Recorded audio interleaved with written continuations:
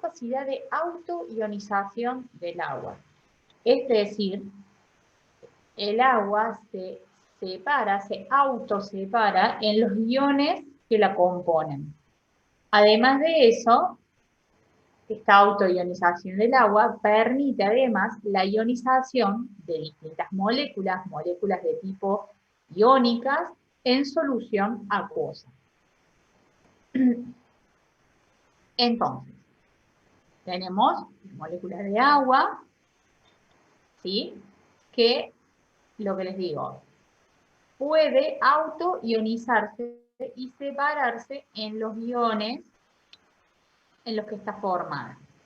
El agua se va a separar en un catión, hidrógeno, que comúnmente se lo llama protón, porque si se fijan, tiene de número atómico el hidrógeno 1, o sea que hay un protón en el núcleo y un electrón alrededor, orbitando alrededor. Si tiene carga positiva, este electrón se fue, entonces es básicamente un protón en el núcleo. Entonces comúnmente el catión hidrógeno se lo conoce como protón. Y además el anión oxidrilo.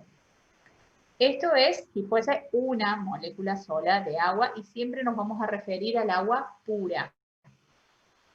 Por supuesto vamos a tener muchas moléculas de agua.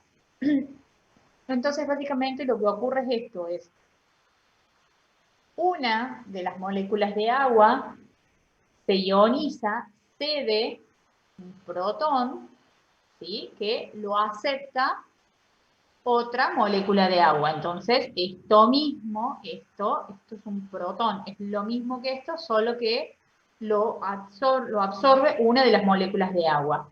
Y al perder este protón, que lo acepta la otra molécula de agua, queda el grupo oxidrilo. Entonces, gracias a esto, a esta autoionización del agua, es que se genera un equilibrio ácido-base. Un equilibrio por la doble flecha. Entonces, esto mismo escrito como estamos acostumbrados en reacciones, en forma de reacciones es dos moléculas de agua líquida, agua pura, se ionizan y generan protones por un lado en solución acuosa y oxidrilos por otro lado en solución acuosa. Es un equilibrio. ¿Cómo nos damos cuenta? Por la doble flecha. Va a llegar un momento en donde la velocidad de reacción directa va a ser igual a la reacción inversa. Entonces, vamos a estar frente a un equilibrio químico. Entonces, si es un equilibrio, podemos plantear una constante de equilibrio. ¿Vamos? Cualquier equilibrio, en el momento del equilibrio, podemos plantear una constante de equilibrio. ¿Qué poníamos en la constante? Era una relación adimensional de las concentraciones de los productos en el momento del equilibrio elevado a su coeficiente estequiométrico sobre los reactivos elevados a su coeficiente estequiométrico. Ni líquidos ni sólidos se consideran en los equilibrios. Entonces, la constante de equilibrio para autoionización del agua va a ser la concentración de protones por la concentración de oxidrilos. Comúnmente a la constante de autoionización del agua se la conoce como KW o K-Water, water por agua en inglés, y también se la conoce como producto iónico del agua. Entonces no le decimos constante de equilibrio de autoionización del agua, sino que le decimos K-Water o producto iónico del agua. Para el agua pura a 25 grados, tiene un valor, esta constante, de 1 por 10 a la menos 14. Teniendo el valor de 1 por 10 a la menos 14, para el caso del agua pura a 25 grados, se determinó que las concentraciones de protones y de oxidrilos son iguales y a su vez son iguales a 1 por 10 a la menos 7 molar. Esas son las concentraciones tanto de protones como de oxidrilos para el agua pura a 25 grados. Siempre en general, cuando hablemos de esto, vamos a hablar de agua pura, o sea, no de agua con sales ni demás, sino de agua solamente H2O, exactamente eso. Bien, entonces como estamos frente a un equilibrio ácido-base, necesitamos tener en claro qué es un ácido y qué es una base. Entonces, vamos a definir a un ácido como una sustancia que tiende a ceder cationes hidrógenos, que tiende a ceder protones. Una base, entonces, va a ser una sustancia que tiene tendencia a aceptar esos protones. Es decir, que cuando se disocie, va a liberar oxidrilos. Entonces, tomemos la ecuación que vimos recién, la reacción de ionización, de autoionización del agua, el agua líquida. Entonces, una de estas moléculas de agua tiende a ceder protones. Al ceder un protón, es lo que dice, en consecuencia, libera oxidrilos. Cede uno de los hidrógenos, ¿sí? Y genera oxidrilos. Y otra de las moléculas de agua es la que capta eso. Esa que cedió, entonces, una lo capta y otra lo cede. Entonces, vamos a tener una que es una sustancia ácida. ¿Por qué? Porque esta que captó el catión lo va a ceder para volver a ser agua. Entonces, esta sustancia tiene tendencia a ceder cationes. Esta otra, al ceder este catión, generó oxidrilos. Entonces, es una base. Entonces, podemos decir que el agua es una sustancia anfótera. Anfótera es porque puede actuar tanto como un ácido como una base. Es una molécula de agua que tiende a ceder cationes y es otra molécula de agua que tiende a aceptar estos cationes o, mejor dicho, y en consecuencia, disociarse y liberar aniones oxidrilos. Entonces es la misma molécula que es agua, que cede protones y que capta protones. Entonces decimos que es una sustancia anfótera. Entonces es de ahí que surge el concepto de pH, que básicamente es una medida de acidez de una solución, o sea, cuán ácida es una solución. Se llama pH porque básicamente se la conoce como potencial hidrógeno, potencial de hidrógeno, porque lo que se mide es la concentración que hay en una solución de protones hidrógeno. ¿Cómo surge? Y eso, en la parte del teórico creo que lo vieron, que es un bioquímico danés, Sorensen.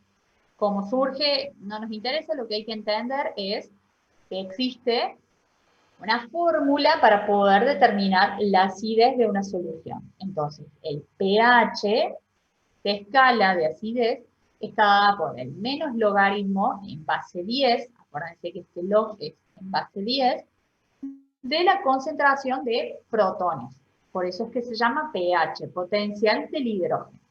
De manera análoga, como podemos calcular el pH, podemos calcular el pOH, que esta básicamente es una medida de basicidad. Este de acidez y este de basicidad. El pOH va a ser igual al menos logaritmo de la concentración de los aniones. La suma de pH más pOH es igual a 14. Entonces, esta medida de acidez va de 0 a 14 y dependiendo del valor que tenga, podemos decir si una solución es ácida, básica o neutra. Si el pH de una solución es menor a 7, decimos que el pH es ácido. Es decir, que la concentración de protones es mayor que la de oxidrilos en solución. Entonces es una solución ácida. Si el pH es mayor a 7, significa que la concentración de protones es más chica que la de oxidrilos. O sea, hay más oxidrilos en solución que protones. La solución decimos que tiene un pH básico. Y si el pH de la solución es igual a 7, decimos que esta solución tiene un pH neutro, o sea que la concentración de protones va a ser igual que la concentración de oxígeno. ¿Se entendió fácil? ¿Repaso teórico?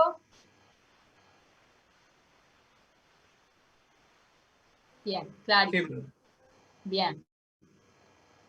Entonces, Hagamos un ejercicio para aplicar esto. El ejercicio número 15 dice, indique cuál de las siguientes soluciones son ácidas, básicas o neutras. Entonces, ¿cómo sé yo si una solución es ácida, básica o neutra?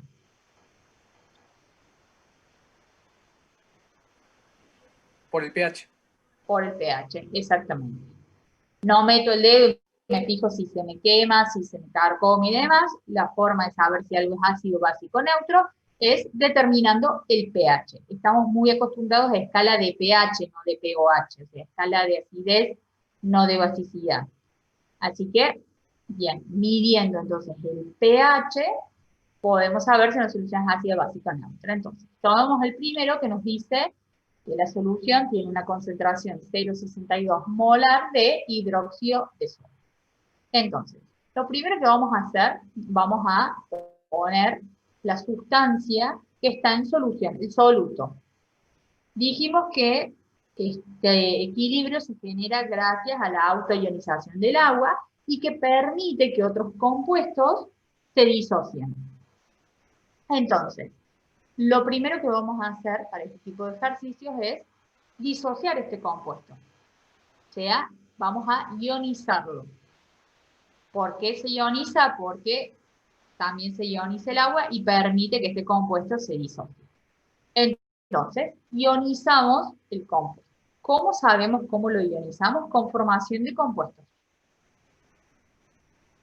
Así es como sabemos cómo se disocia. Entonces, el hidróxido de sodio se disocia en oxidrilos y en sodio, en catión sodio. Entonces, ya así a simple vista, más o menos, podemos llegar a estimar qué pH va a tener la solución. Al menos lo podemos estimar. No sería ácido, Pedro. Cuando se disocia, estamos viendo que se disocia y libera oxidrilos. Entonces, va a aumentar la concentración de oxidrilos. Si la concentración de oxidrilos es mayor que la de protones, al revés, exactamente. Va a ser básico. Entonces, al menos lo puedo estimar. ¿Cuán básico? Lo vamos a determinar con la escala de pH. Entonces, ionizándolo, ya podemos más o menos estimar qué pH va a tener la solución. Entonces, ahora lo vamos a resolver como los sistemas de equilibrio que estuvimos viendo esta semana. Inicialmente puse esa concentración de ese hidróxido. No se ioniza nada porque pongo el sólido. Ese compuesto en solución, listo, tengo nada y nada. Se empieza a disociar este compuesto. Empieza a disociarse, entonces, recuerden que todo lo que está a la izquierda se consume y lo que está a la derecha se genera.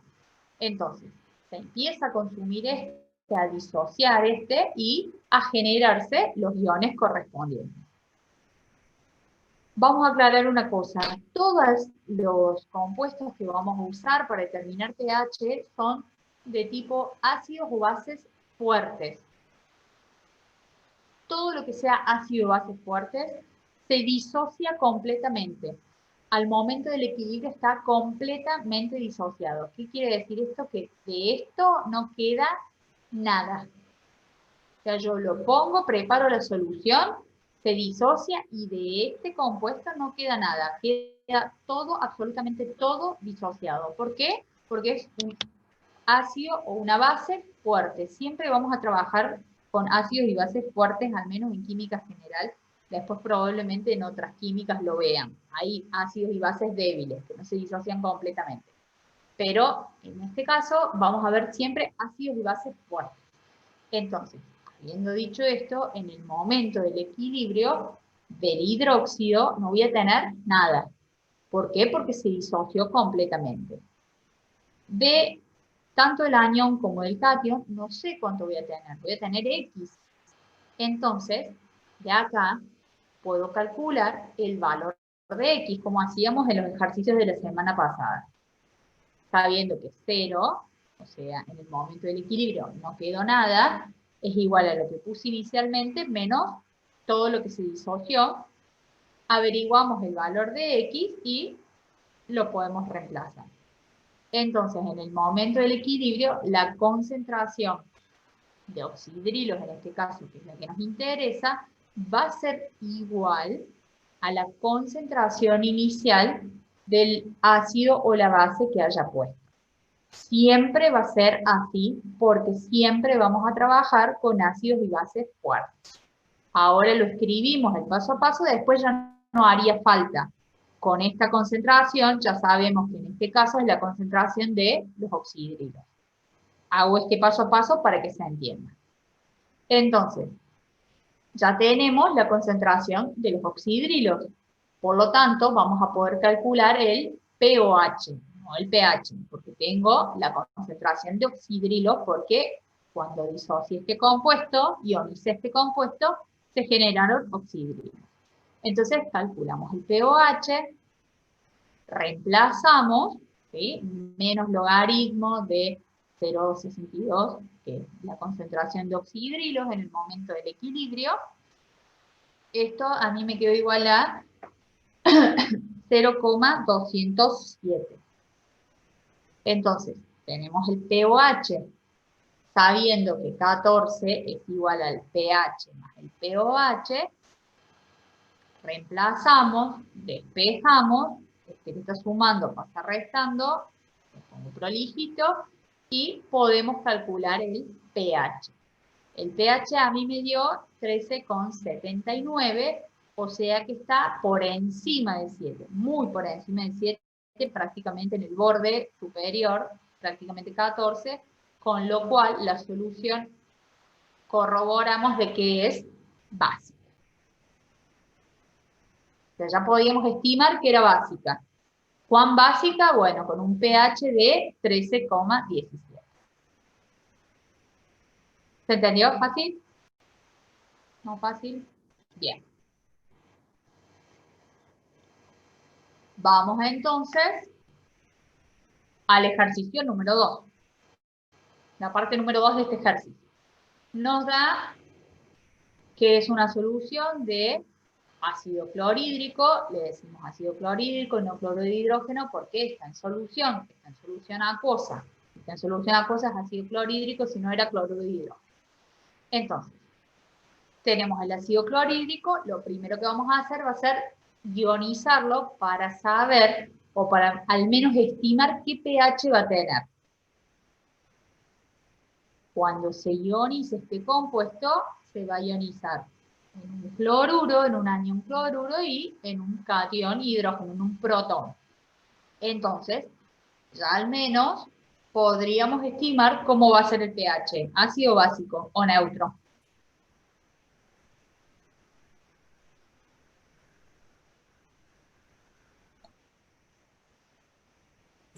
Ácido.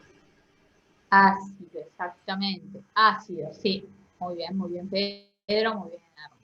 Exactamente, podemos estimar al menos que va a ser ácido. ¿Cuán ácido? No lo sabemos, pero por lo menos lo podemos estimar. O sea que si lo estamos calculando y nos da un pH básico, sabemos que hay algo que probablemente esté mal.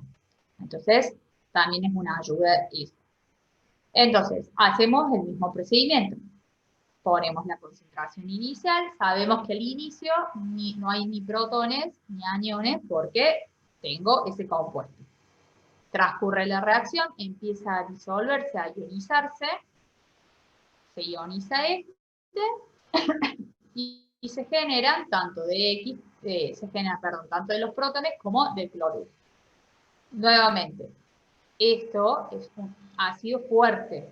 Vamos a trabajar siempre con compuestos fuertes, o sea que en el momento del equilibrio se disocian completamente. Entonces, de ácido clorhídrico como tal no ionizado, no va a quedar nada en el momento del equilibrio. Entonces, ya acá podemos calcular el valor de X. 0 igual a lo que tenía inicialmente, menos cuánto se disoció, despejamos el valor de X, sabemos entonces que X es igual a 1,4 por 10 a la menos 3. Es lo que les vuelvo a decir.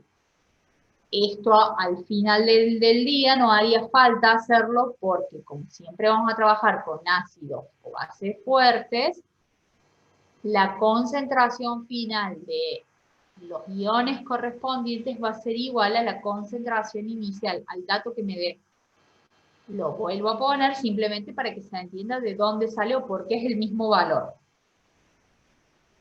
Entonces, vamos a poder calcular ahora los valores de pH. ¿Por qué? Porque tengo los protones. Antes tenía el de pOH. ¿Por qué? Porque cuando se disociaba este hidróxido, se generaban oxidrilos. Entonces, sí o sí tengo que calcular el pOH. Aquí puedo calcular el pH porque tengo la concentración de protones. Entonces, pH igual a menos logaritmo de la concentración de protones, reemplazamos y el pH a mí me quedó igual a 2,85. O sea, ácido, muy ácido. Profe, ¿cuáles entonces fueron los casos en el pasado que sí era necesario hacer estos cálculos? Los que vimos la semana pasada, cuando queríamos hallar el valor de X. Sí, leí varios cuales, por eso no lo leí en voz alta. En los que hicimos la semana pasada, cuando queríamos hallar el valor de X, y de ahí poder sacar el valor de KP, de KC, que decía que inicialmente se colocaban tanto de atmósferas y de ahí calculábamos. O sea, es parecido a esto con lo que no sabemos si llegó al equilibrio. Claro, parecidos a eso, sí. Como el 10 creo que hicimos, tipo el ejercicio 10, que hacíamos algo así, que teníamos para hacer Bhaskara, eso. Ese estilo, pero no sé si te contesta la pregunta. Bien, en este caso es fácil porque de mi reactivo es 0. Entonces, siempre va a ser igual a la concentración. Es igual a un equilibrio con esta ventaja. De los dos tipos en el parcial, ¿cuáles dos tipos?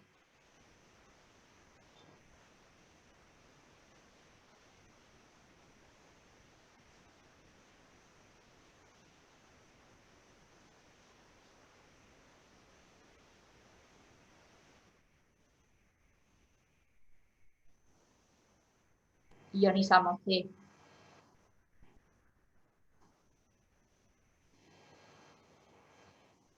Claro, sí, sí, sí.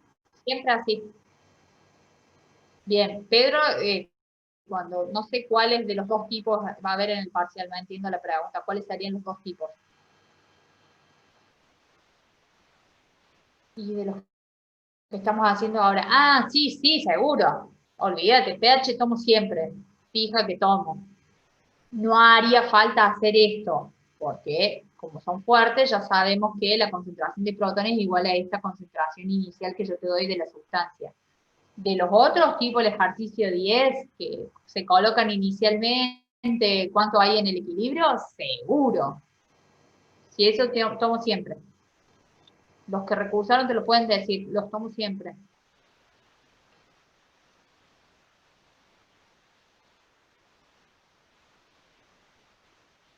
El 10, el ejercicio 10, los que están en el ejercicio 10, los que están en el archivo de Zoom, de la clase de Zoom de la semana pasada. Ese estilo. Bien, ¿quedó claro entonces? Fácil. Sí, Bien, profe. bien. Hagamos uno más de equilibrio ácido-base. Vamos a hacer el ejercicio 17. El ejercicio 17 dice que tienen una solución, perdón, tiene un pH de 8,82, calcular la concentración de protones, la concentración de oxidrilos, C y pOH. Si se fijan, todos los equilibrios, todos los ejercicios, perdón, de equilibrio ácido-base son todos al estilo. No hay nada más difícil que esto. O sea, yo creo que esto es lo más complejo que hay. O sea que son relativamente simples. O sea, no se preocupen con el tema de equilibrio ácido-base. O sea, yo creo que este es el más complejo porque les pide calcular todo a partir de un solo dato, pero ya van a ver que es súper simple, así que quédense tranquilos. Bien, entonces, nos da de dato el pH y nos pide calcular la concentración de iones. ¿Cómo les parece que lo pueden calcular?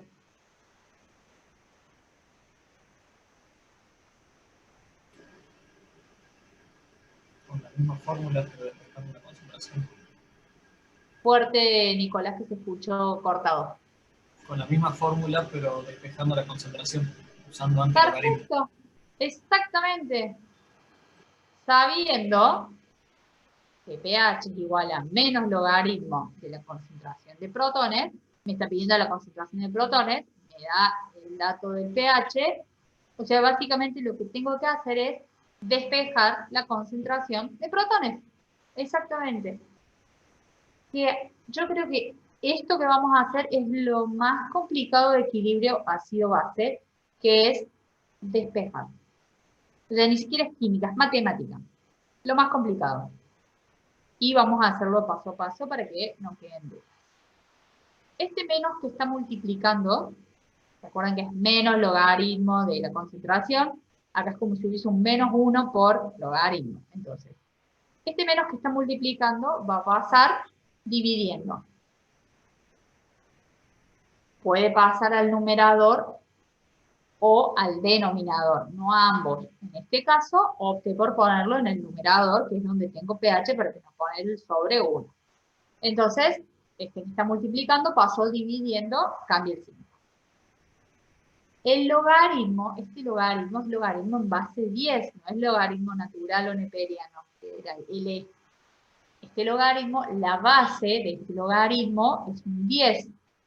La función inversa de la función logarítmica es la función exponencial. Entonces, este logaritmo pasa como 10 a la. Va a quedar igual entonces la concentración de protones igual a 10 a la menos pH. A partir de ahí ya podemos directamente reemplazar 10 a la menos pH, el pH es dato, es menos 8,82 y esto les quedó igual a, ¿qué valor les dio?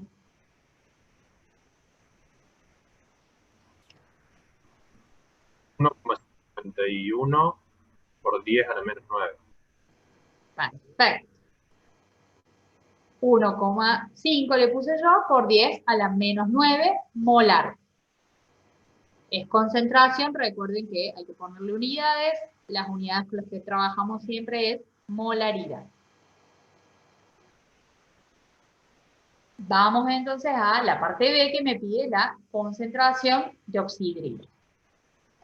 La concentración de oxidrilo, hay varias formas de calcularla, hay varios pasos que implican varios cálculos. Yo les voy a enseñar la forma que hay que hacer solamente un cálculo, o sea, un solo paso. Pero tienen otras maneras de calcularlo, lo aclaro porque sé que varios lo calculan de otra forma, pero esa es una, la que me está diciendo Pedro, es restarle el pH, calcular el pOH, que ya tendría el punto 6, y de ahí hacer lo mismo que esto. El tema de eso es que ya estamos agregando la resta, calcular el pOH y hacer esto mismo. Esa es una de las formas. La que suelo usar yo es, sabiendo el producto iónico del agua, o sea, la K-Water, sabiendo que es igual a la concentración de protones por la concentración de oxidrilos, la K-Water la sabemos, es 1 por 10 a la menos 14. La concentración de oxidrilos la acabamos de calcular en el punto anterior, puedo calcular la concentración de oxidrilos.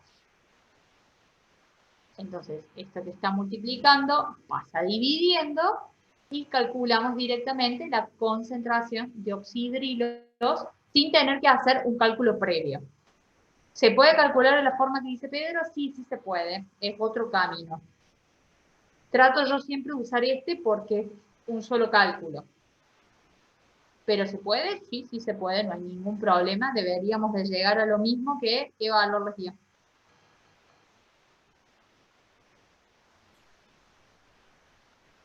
$6,66 por 10 a la menos 6. Perfecto. 6,6 por 10 a la menos 6 molar. Y para el punto C, también tenemos dos maneras de calcularlo. Acá no hay ningún problema. Es más, sirven las dos porque podemos corroborar, que acá nos demoramos 2 segundos y podemos chequear que todos los cálculos previos estén bien. La primera es usar literalmente la fórmula de pOH, que lo sabemos, el pOH es igual al menos logaritmo de la concentración de oxidrilos. Lo acabamos de calcular a la concentración de oxidrilos, sustituimos y calculamos el pOH.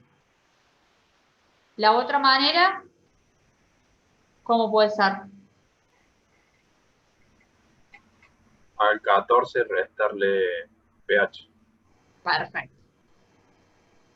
Al 14, restarle el pH, que el pH es dato, y debería de dar el mismo valor. Entonces, de esta forma, con esta fórmula, con la primera que hicimos, corroboramos que este valor, el calculado en el punto B, es correcto, porque si no, no me daría el mismo valor que aplicar esta segunda fórmula, que acá no hay ningún error porque estoy usando un dato del ejercicio.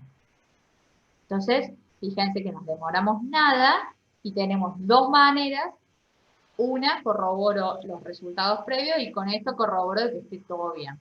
¿Se entiende? O sea, tienen dos posibles caminos y con ambos corroboran de que efectivamente está bien calculado. ¿Se entendió? ¿Fácil? ¿No fácil? ¿Complicado? ¿Dificilísimo?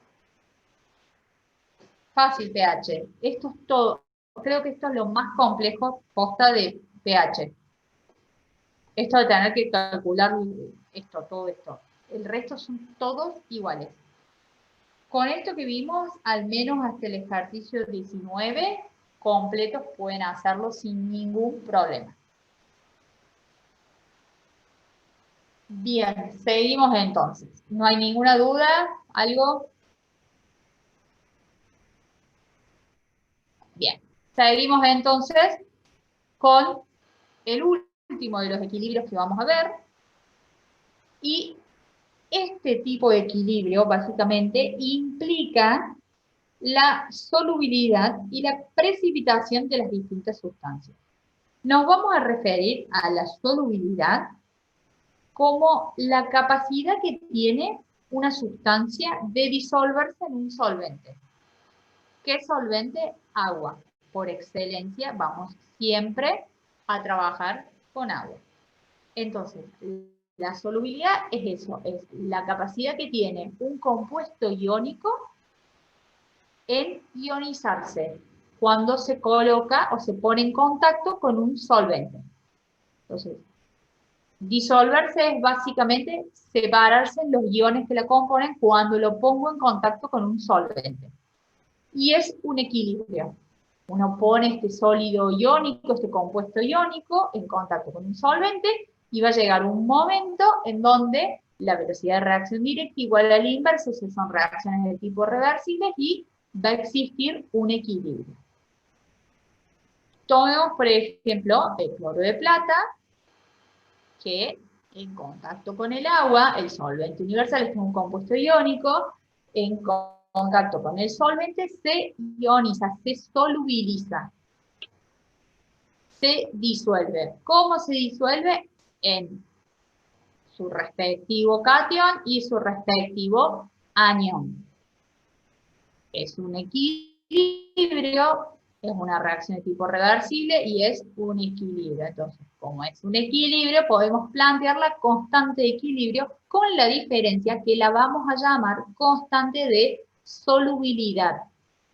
Y lo que vamos a colocar no son, mejor dicho, las concentraciones, sino que es la solubilidad en el momento del equilibrio. Esa es la única diferencia. Entonces, si tenemos que plantear la constante de solubilidad de este sistema, vamos a poner exactamente lo mismo. Vamos a poner la solubilidad de los productos en el momento del equilibrio elevado a su coeficiente estequiométrico sobre la solubilidad de los reactivos elevado a su coeficiente estequiométrico en el momento del equilibrio. Como es un equilibrio, ni sólidos ni líquidos se los considera, o sea, se los considera constantes. Sí, solución acuosa y gaseosos, que no sería justamente el caso porque vamos a trabajar siempre en solución acuosa. Entonces, la constante de equilibrio, o sea, la constante de solubilidad para este ejemplo puntual, va a ser la solubilidad de uno de los productos elevado a su coeficiente estequiométrico por la solubilidad de otro de los productos elevado a su coeficiente estequiométrico sobre la de los reactivos, que en este caso ni sólidos ni líquidos se consideran. La solubilidad se expresa básicamente en términos de concentración.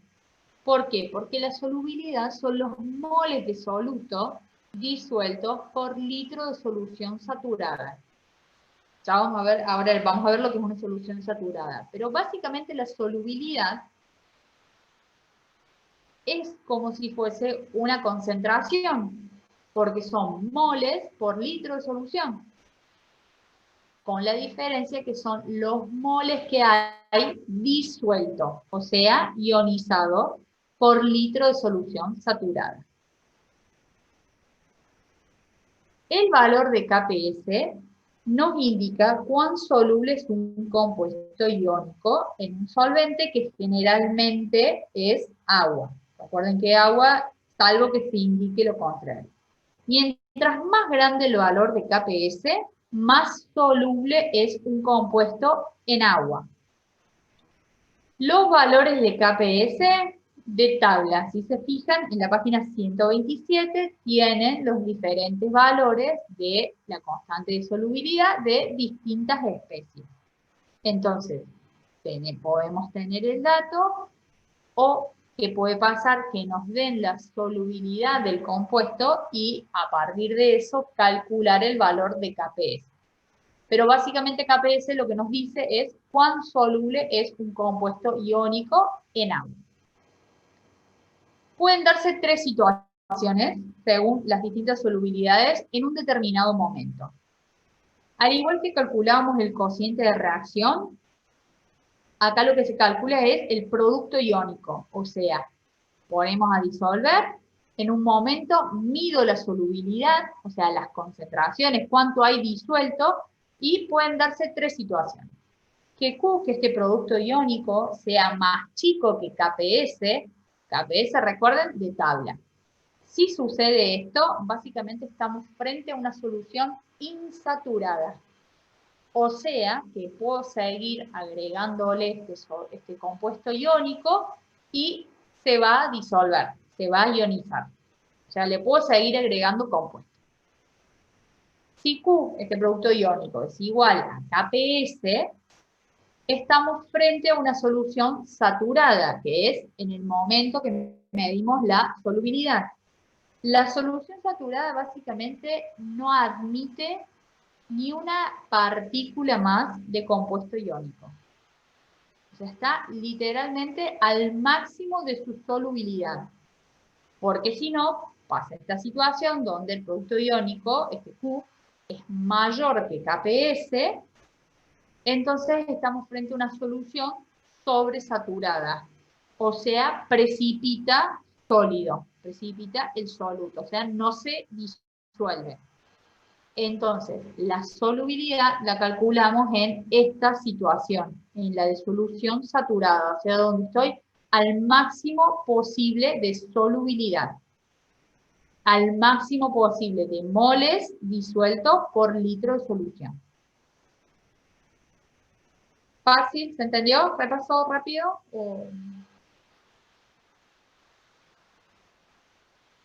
Bien, clarísimo, porque no hay ninguna duda. Entonces, podemos hacer entonces el ejercicio número 20. El ejercicio número 20 nos dice, escriba la expresión de la constante del producto de solubilidad para cada uno de los siguientes compuestos. Entonces, arranquemos con el primero, que es el yoduro de plata. Entonces, básicamente lo que vamos a hacer para cada uno de estos compuestos es solubilizarlo, o sea, ionizarlo. Este compuesto es una sal de tipo binaria, por eso hay que repasar mucho el tema de formación de compuestos, porque es una sal binaria que viene de un hidrácido y que viene de un hidróxido. Entonces, por eso, cuando se ioniza en el catión plata y en el anión yoduro. Es un sólido, entonces, que en contacto con agua se solubiliza. No tengo ningún dato numérico para plantear. Lo que vamos a hacer es como parecido al primer ejercicio que hicimos de equilibrio químico, que era simplemente expresar el valor de las constantes. O sea, lo vamos a dejar planteado, sin ningún valor. Esto es un equilibrio, entonces. Inicialmente, yo puse esta concentración, que como estamos trabajando solubilidad, va a ser S. Recuerden que solubilidad se expresa en términos de concentración, moles de soluto disuelto por litro de solución saturada. Entonces, pongo en contacto con el agua este sólido. Al inicio no se disolvió nada. El sólido, nada y nada. Transcurre la reacción, que en este caso sería la solución, la solubilidad, la disolución. Se ioniza y se genera. Entonces, en el momento del equilibrio, no voy a tener nada de este sólido. ¿Por qué? Porque vamos a trabajar siempre con soluciones saturadas, en donde estoy al máximo de solubilidad. Si me hubiese quedado algo de esto, es que esto precipitó. Entonces estoy en una sobresaturada. Entonces, como vamos a trabajar en soluciones saturadas, es al máximo posible de solubilidad, o sea que de este sólido se disolvió, se ionizó completamente. Entonces, no tengo absolutamente nada. Al igual que hicimos recién con equilibrio ácido-base, básicamente a partir de esto yo puedo sacar el valor de X para calcular cuánto tengo tanto el catión como el anión en el momento del equilibrio, porque hasta donde se consumió, se generó X. Entonces, ahora mismo yo sé que 0, nada, en el momento de equilibrio es igual a lo que tenía inicialmente menos lo que se disolvió. Entonces, X va a ser igual a S. Entonces, en el momento del equilibrio, voy a tener S de cada uno de los cationes. O sea, básicamente estamos haciendo lo mismo que hacíamos antes con pH, donde acá teníamos una concentración y por eso, o la de oxidrilos o la de protones era igual al inicial. Bueno, ahora es igual a S porque es en términos de solubilidad, de moles de soluto disuelto por litro de solución saturada. Por eso acá es igual a 0. Entonces, ahora lo que podemos plantear es la constante del producto de solubilidad. KPS va a ser igual a la solubilidad en el momento del equilibrio de los productos, o sea, S por S elevado a su coeficiente estequiométrico, que en este caso es igual a 1, ¿sí? sobre la solubilidad de los reactivos, de los reactivos elevado a su coeficiente estequiométrico, que en este caso es un sólido, por lo tanto lo consideramos constante, lo metemos dentro de KPS. Entonces, la expresión de KPS para este compuesto, para el yoduro de plata, va a ser igual a S por S, a la solubilidad por solubilidad. Como es igual base, puedo agruparlo para no dejar esta expresión y producto de igual base, los coeficientes se suman, acá hay un 1, acá hay un 1, entonces el KPS del yoduro de plata nos queda igual a S al cuadrado. ¿Se entendió? ¿O hablen chino mandarín?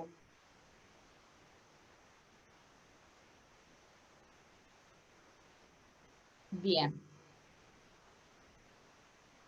Vamos entonces al carbonato de bario. El carbonato de bario hacemos lo mismo. Este compuesto es una oxistal que viene de un oxiácido y que viene de un hidróxido. Por eso, cuando ionizamos, lo ionizamos así. No es que ponemos el bario por un lado, el carbono por el otro y el oxígeno por el otro. Por eso es muy importante la formación de compuestos. Porque este carbonato es el que aporta el oxiácido, este bario es el que aporta el oxihidrilo, y cuando se une generan esta oxistal, que además generaba agua, entonces por eso es que se ioniza así. Aparte hay que tener en cuenta las cargas. Así vamos, tienen duda de esto, repasan la parte de formación de compuestos. Entonces hacemos el mismo procedimiento. Inicialmente teníamos una solubilidad, nada y nada, empieza a disolverse, a ionizarse. En el momento del equilibrio de la sal inicial no quedó nada, porque estamos frente a una solución saturada, donde se disocia, se disuelve completamente. Por lo mismo que calculamos recién, X es igual a S. Entonces, KPS, ¿cómo va a quedar?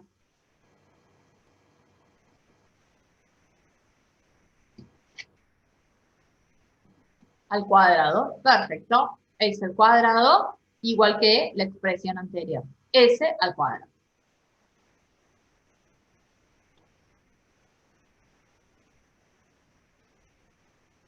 Vamos ahora al sulfuro cuproso. Sulfuro cuproso, una sal binaria que viene de un hidrácido y que viene de un hidróxido. Recuerden que cuando ionizamos tenemos que balancear masa y balancear carga.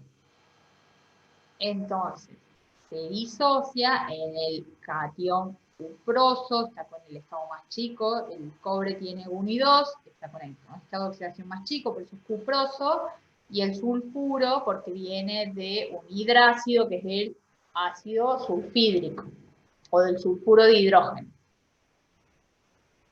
Entonces, ionizamos, y la molécula inicial tiene 2 átomos de cobre, por eso es que al hacer el balance de masa, tengo que tener lo mismo de un lado que del otro. Entonces, balanceamos los cobres.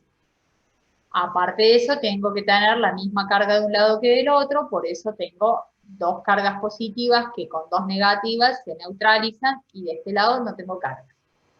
Entonces, tengan en cuenta a la hora de ionizar, de ver que las cargas sean las correctas y a su vez de balancear masa. Hacemos lo mismo que estuvimos haciendo al inicio, entonces tengo una concentración, nada y nada, porque no se está disolviendo, empieza a disolverse, y ojo acá, vamos a leer la reacción. La reacción nos dice que por cada mol que hay del sólido, se disuelve, se ionizan y se generan 2 moles de este cobre y 1 mol de azufre. ¿Cómo lo sé? Porque lo leo. Ahí tengo un 1, ahí tengo un 2 y ahí tengo un 1. Entonces, por cada mol del sulfuro cuproso, se generan 2 aniones y un anión. Entonces, por cada mol que se esté consumiendo, o sea, por cada menos X de cobre, se van a generar 2X y una X de azufre. ¿Sí? ¿Se entiende?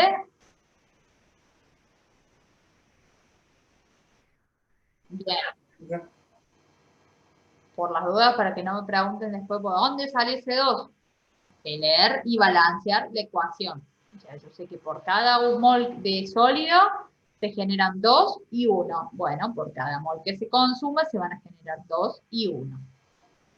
Entonces, en el momento del equilibrio, mismo que calcule X es igual a S, entonces básicamente reemplazamos cuánto se ionizó por la solubilidad. Ahora sí vamos a plantear el producto de solubilidad de este compuesto. ¿Qué decíamos? ¿Cómo lo calculábamos? KPS es igual a la solubilidad de los productos en el momento del equilibrio elevado a su coeficiente estequiométrico sobre la de reactivos, que en este caso no los vamos a considerar porque son sólidos. ¿Cómo les parece que va a quedar el KPS de este compuesto? Así expresado como producto, no el final.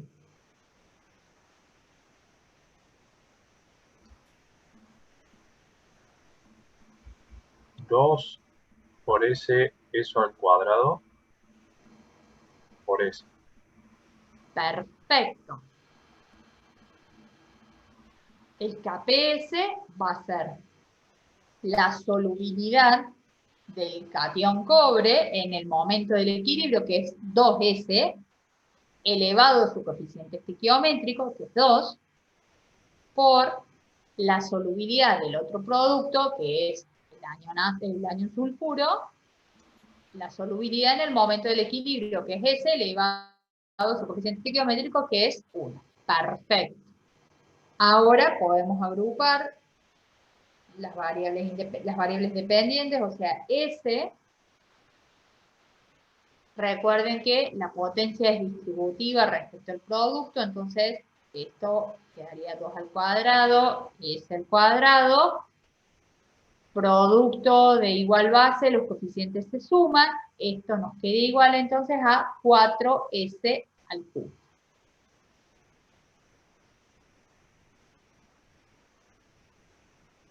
¿Se va entendiendo? ¿Se entendió dónde salió el 4S cubo?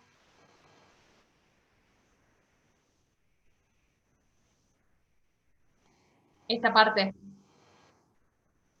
Este pedacito surge de plantear la constante. Este cuadrado porque es la solubilidad en el momento del equilibrio y como cualquier equilibrio es elevado a su coeficiente estequiométrico por este 2. ¿Sí o no? Como planteamos las K antes, que era la concentración elevado a su coeficiente estequiométrico, esto es igual. La solubilidad en el momento del equilibrio es 2S. Esto es solo la solubilidad en el momento del equilibrio. Como es una constante, a su vez, va elevado el coeficiente estequiométrico. El coeficiente estequiométrico de este término es 2. Entonces, elevado a la 2.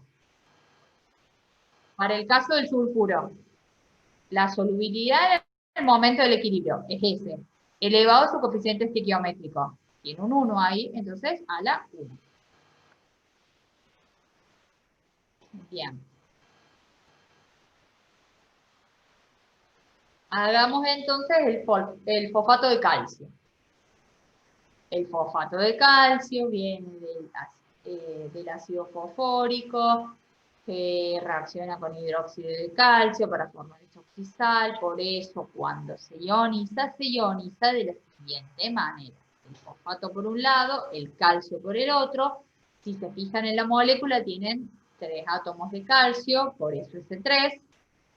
Tienen un 2 fosfatos, por eso tienen ese 2 adelante. O sea, balancean masa y balancean carga. Hacemos lo mismo. Inicialmente ponemos esta cantidad y no se ioniza nada. Empieza a disolverse, a ionizarse, y leemos nuevamente la reacción. Por cada mol de fosfato de calcio que se pone, se ioniza o se disuelve y se generan 3 de calcio y 2 de fosfato. Entonces, por cada X que se vaya consumiendo, se van a generar 3X de calcio y 2X de fosfato.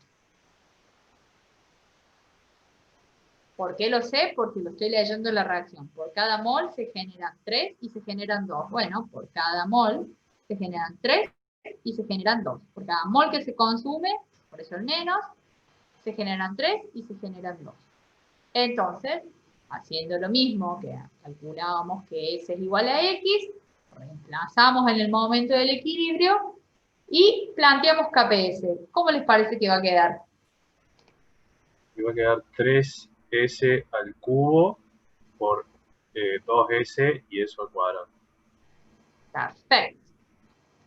La solubilidad del calcio, o sea, en el momento del equilibrio, este término, 3S, elevado a su coeficiente estequiométrico, porque es un producto de solubilidad, es una constante equilibrio, por el otro de los reactivos que está en solución acuosa, la solubilidad del fosfato en el momento del equilibrio es 2S, elevado a su coeficiente estequiométrico, tiene un coeficiente estequiométrico de 2. Recuerden que pueden hacer distributiva, agrupan los números, agrupan las variables. ¿Cuánto les queda esto? Sería 3S al cubo por 2S, perdón, 3 al cubo por 2 al cuadrado, y el S al cubo con el S al cuadrado se suman. ¿Cuánto les quedó? 36 S quinta. ¿Cómo? De nuevo.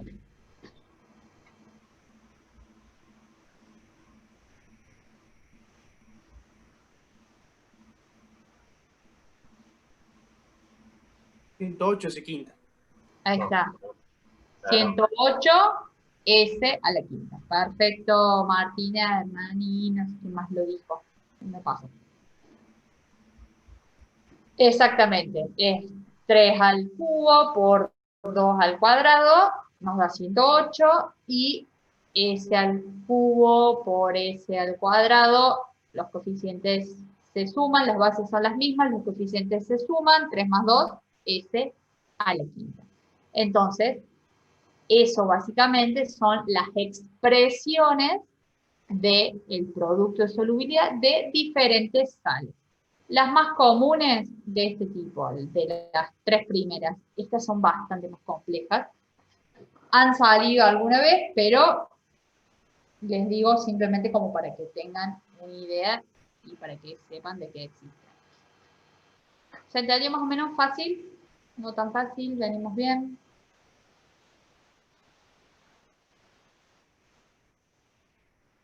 Bien, Gonzalo, gracias. Hagamos entonces un ejercicio más, el ejercicio número 22. El ejercicio número 22 nos dice, calcule el KPS para cada una de las siguientes sales. Las solubilidades a temperatura ambiente están dadas en moles por litro. Está bien, porque si se acuerdan, es en términos de concentración, que son moles de soluto disuelto por litro de solución saturada, o sea que está bien. Vamos a la primera, que es el cloruro plumboso. Tenemos la sal, el cloruro plumboso, nos da la solubilidad de ese compuesto en mol por litro, o sea que está bien. ¿Qué es lo que vamos a tener que hacer? Ionizar. Ionizamos, esto viene del ácido clorhídrico, esto viene del hidróxido plumboso, es una sal binaria, por eso cuando se ioniza de la siguiente forma. Tengo 2 átomos de cloro en esta sal, por eso hacemos balance de masa y balance de cargas. Tenemos ese compuesto. No voy a ponerme a hacer el inicio, la reacción y el final, ya más o menos sabemos, hay que tener en cuenta solamente esto para la hora de plantear el equilibrio. ¿Cómo les parece que va a quedar KPS planteado en el momento del equilibrio?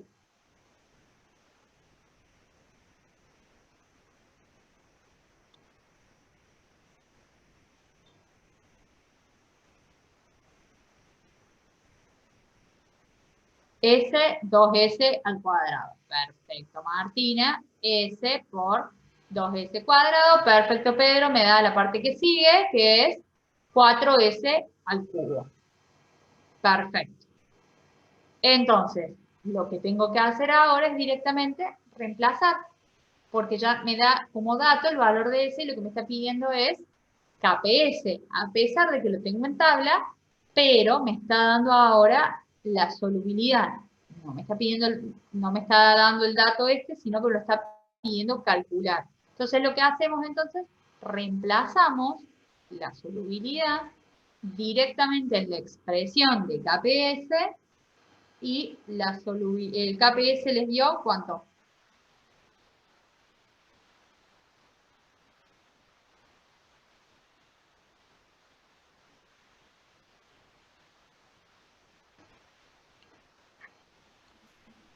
1,63 por 10 a la menos 5. Perfecto. Quería que lo calculen por las dudas para practicar esto del cuadrado y esto, los paréntesis. Perfecto. 1,638 le puse yo por 10 a la menos 5. El B y el C queda tarea para el hogar. Lo que sí voy a poner una única condición. Voy a subir la presentación, o sea, este PowerPoint, solo cuando por el aula virtual, en ese lugar, alguien, no sé, piedra, papel, tijera, escriben en el grupo, alguno se inmola y lo sube, hasta que no suban alguien, o dos personas de preferencia, el B y el C resuelto, yo no subo esta clase. ¿Les parece? Perfecto, profe.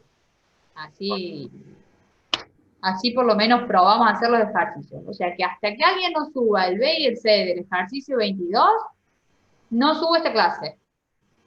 No subo el PDF de esta clase. Así les queda de tarea entonces el ejercicio 22. Por supuesto, de más está decir que puede volver entonces para atrás. Es el ejercicio 22 de la guía, ¿eh? No, no voy a volver para atrás porque no hagan print page. No. Ya está, ya pasó. Para que lo hagan. Es el ejercicio 22 de la guía. Bien, con esto ya podrían básicamente terminar la guía, no, ya estarían completo. Tienen, por supuesto, el espacio de consulta, recuerden,